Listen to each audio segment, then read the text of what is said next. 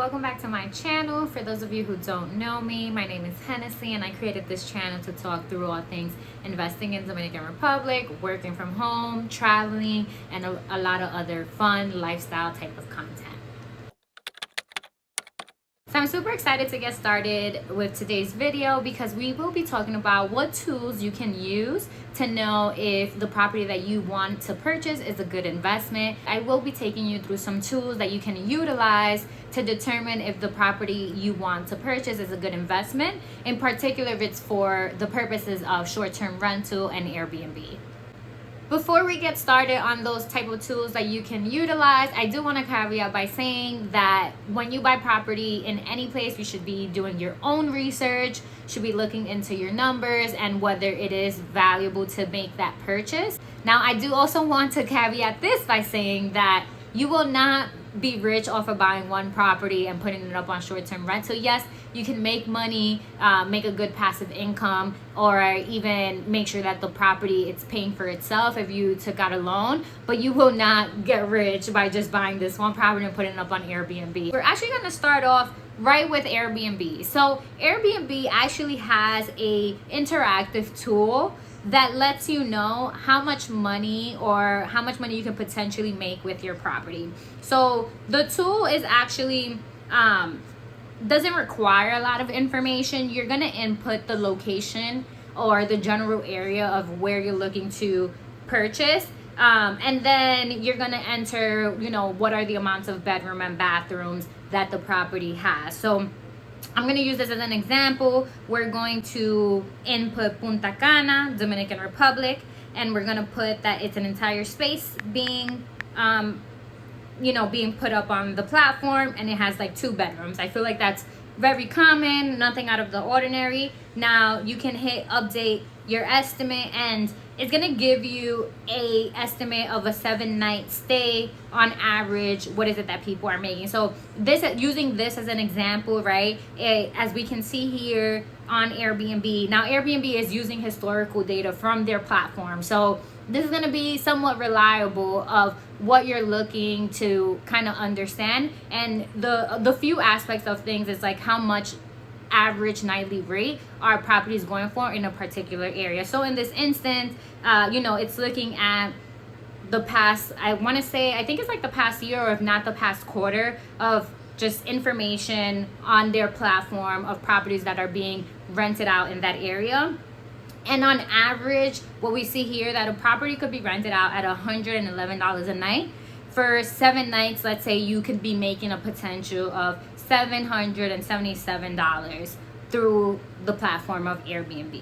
Now, you can also be making additional money if you put it up on other platforms. This is just in particular to Airbnb, and I think understanding Airbnb is the most important in my opinion.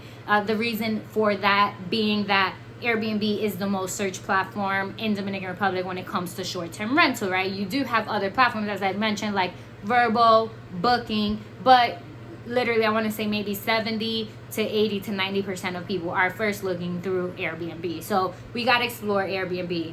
Of course, this is on a 7-night stay. So one thing that you can do is that you can move this thing up and down to see how much money you can make on average. One component that's missing from this tool is that you really don't know what's the occupancy rate in the area, right? Like this is just general for Airbnb, understanding the average nightly rate, but it doesn't tell you what's the occupancy rate. As you can see, that's actually what you're moving up and down, right?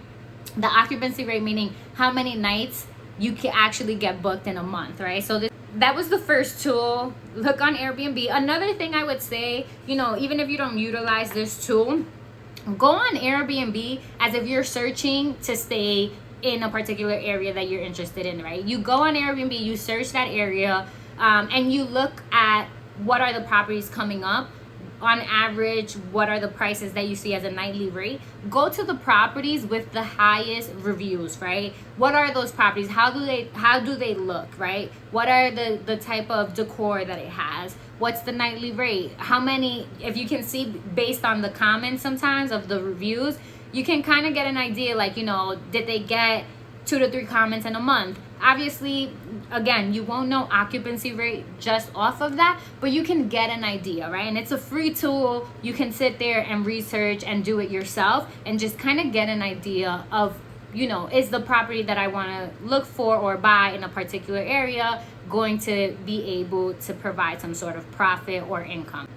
Okay, so after Airbnb, the next platform that I want to share, which I think is super helpful, it provides directional information, is called alltherooms.com. So for All the Rooms, of course, you sign up. There's going to be your free offering, and then there's going to be, things that are locked because obviously the platform will want you to pay to show you some more information. But you can get just a general idea of a particular area. So once you sign up to All the Rooms, you have 3 different sections, it being your market intelligence, which is where we're going to do some research, your property score, which is where you get to enter a property that's already listed and try to see how well it's doing in any given platform, whether Airbnb or Vrbo or Booking. I do find that the information is not super accurate with property score, but it does provide you with a good idea. And then you have enterprise, of course, if this is like you're gonna develop a business on this and you want to make sure you're buying 10 properties, 20 properties, and you want to make sure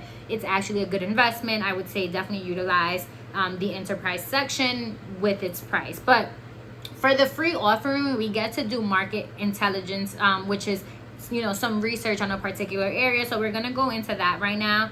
And in this case, we are going to look at Punta Cana because I want to make sure that we're comparing what Airbnb is telling us with what All the Rooms it's going to tell us. So right here in All the Rooms, as we saw with Airbnb, it said that the average daily rate was about $111. However, in All the Rooms, it's giving us that the average rate is about $200. And this is just looking at the past month. We can change that to the past 3 months. And as you see, that changed a bit. And it's saying that now the average daily rate is $198. Again, it's a lot of factors that go into this. There are really nice luxury properties that have a higher nightly rate, and then there are your cheaper properties that have a lower daily rate, and it's going to take the average of that. So this is just an average. A property you buy, it could be on the lower end, it could be on the high end. This is just to give you an idea.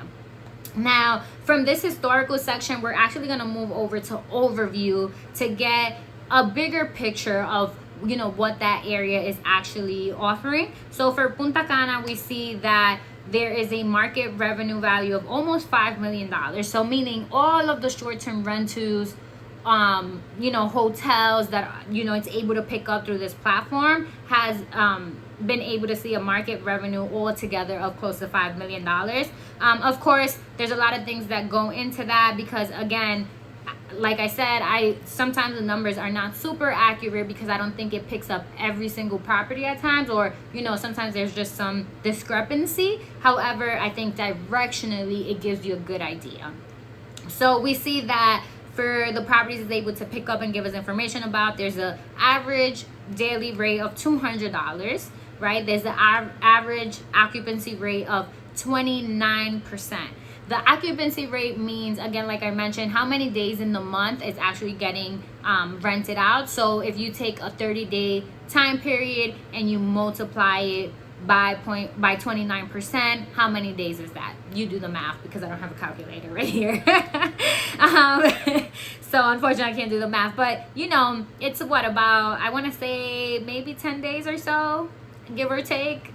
Please, I just did the math in my head, I don't know for sure. And then it's saying how much revenue, at least for the month of July. Now, this is all looking at just the month of July. Again, if you want to unlock the features and look back at a longer time frame, you can do so. You can look at a 3-month time frame in this free view, but right now we're just going to stick to the month. So in July, on average, people made about $1,500 in Punta Cana. So it also breaks down the properties that it's able to pick up, right? So it's showing that it was able to, all this data is coming from 1,757 properties. So that's a lot of properties. And as we see here, like majority of that, actually all of it, it's coming from entire homes. So 94% of those properties are people renting out an entire home, whether entire apartment, entire one family home, whatever that looks like. it's able to pick up a 5% of private rooms, so meaning someone has a property that they're renting out by room instead, and then it's able to pick up 1% of hotel data. So most of it is coming from, you know, some sort of apartment home type of style. It also shows you you know, just a graph on it. Again, 754. Oh, what are the property types? 754 properties are apartments, which is 43%. 29% are condo, which is about 506 apartments. There are 9% are villas, which is about 162. There's a 9% that are houses, 151. Some of these are like pretty much the same. Like if you think about an apartment and a condo, there are slight small differences, but it's pretty much the same. So majority of that are just like normal apartments. And then houses and villas, I consider that to be pretty similar in style. And then other categorized there as an 11%. This is the free offering. I think, again, directionally, it provides a really good idea. And I really like all the rooms. I think, you know, it gives some pretty helpful information for you to get an idea. Okay, so now that we went through searching through Airbnb plus searching through all of the rooms, I think like a more common platform that you would probably hear is called AirDNA. AirDNA is really big in the United States, but it actually has some really great information for Dominican Republic that you can also utilize. So again, there is the free version where you can probably just get directional information, and then there's also paid versions where you can unlock a whole variety of things. So I'm gonna go through the free version because I haven't paid for it, so we're gonna go through what that looks like. So again, you can come on this website to do research, whether it's research on property value and how that has increased or decreased in a particular area. The big one that people utilize it for is the short-term rental market. But AirDNA actually is also can be used for you to manage your Airbnb if you want to put them on multiple platforms. This is like an area where you can, you know, it helps you manage your properties across the board in multiple platforms, and, you know, be able to adjust nightly rates and, you know, communicate with clients and things like that. Of course, again, that is all a paid version. Go into what AirDNA has to offer. So, and in terms of the short-term market, so here again, I'm actually gonna zoom out into what is the Dominican Republic market. And one of the things that AirDNA offers is that it scores areas based on how it thinks that, you know, businesses, occupancy rate is, and all that. So as you see here, it's categorizing a lot of different areas in Dominican Republic, and it's providing some sort of score. We're actually going to get right into that because, again, I want to be able to compare the different locations. So I'm going to switch over to La Altagracia, which has 4 submarkets. If I switch over here, again, you have Punta El Cortecito, you have Bávaro, Valladolid, and what we all know, Punta Cana. So these are different markets. As you see here, all the information for those submarkets are locked because I am not paying for this. But if you do want to pay for it, you know, you can definitely unlock those things. On a free version, we're going to look at what La Altagracia has to offer. So in this, in AirDNA, we see that it has a score of 60, which is generally okay. Here, you're going to get, again, the information is going to change because it's not to the sub-market of what's Punta Cana, but we're looking at the broader area. But on average in the broader area for the last, this looks like what, the last 12 months or so, we see that, you know, there's a annual revenue of 2.2 million, which it looks to be down year over year by 10%. So something to keep in mind. We do see that occupancy rate is 41%. So that's a lot better than what all the rooms were saying. But again, all the rooms was focused on just Punta Cana. 41% average occupancy rate is what, like about, let's say about 12-13 days, so not too far off. Here we see that the nightly average rate is about 18.7. Again, because this is probably looking at luxury markets and smaller markets, and it's just taking the average.